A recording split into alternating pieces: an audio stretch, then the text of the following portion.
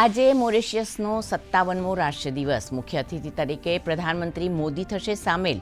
ભારતના એક સશસ્ત્ર બળનું દળ પણ સમારોહમાં થશે સામેલ. પ્રતિનિધિ સ્તરની ચર્ચામાં બંને દેશો વચ્ચે થઈ શકે છે મહત્વપૂર્ણ સમજૂતીઓ.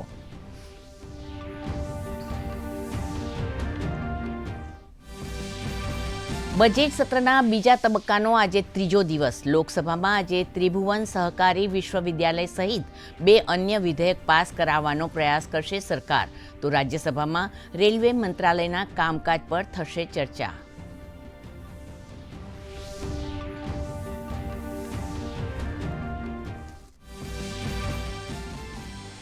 વિધાનસભામાં આજના પ્રશ્નકાળનો થયો પ્રારંભ. આજે સામાજિક ન્યાય અને અધિકારિતા વિભાગ તેમજ મહિલા અને બાળ વિકાસ વિભાગની માંગણીઓ પર થશે ચર્ચા અને મતદાન.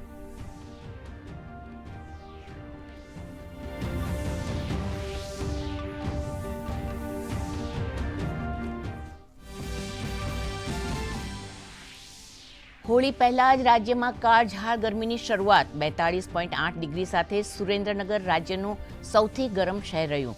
14 જિલ્લામાં તાપમાનનો પારો 40 ડિગ્રીને પાર. રાત્રિના સમયે પણ ઉકળાટથી લોકો પરેશાન. આજે 9 જિલ્લામાં ઓરેન્જ અને 3 જિલ્લામાં યલો એલર્ટ. ટેકાના ભાવે કપાસનું વેચાણ કરવા ઈચ્છુક ખેડૂતો 15 માર્ચ સુધી કરાવી શકશે નોંધણી. રાજ્યના 74 ખરીદ કેન્દ્રો પર આગામી સપ્ટેમ્બર 2025 સુધી થશે કપાસની ખરીદી. કેન્દ્ર સરકારે કપાસ માટે ₹7,471 ટેકાનો ભાવ કર્યો જાહેર.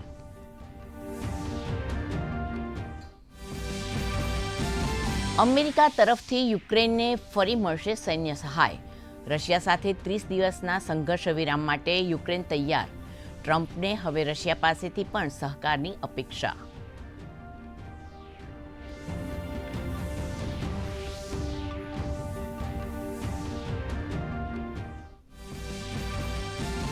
અને પાકિસ્તાનની હાઈજેક ટ્રેનમાંથી પાકિસ્તાની સુરક્ષા દળોએ કર્યો 100થી વધુ બંધકોને મુક્ત કરાવ્યાનો દાવો.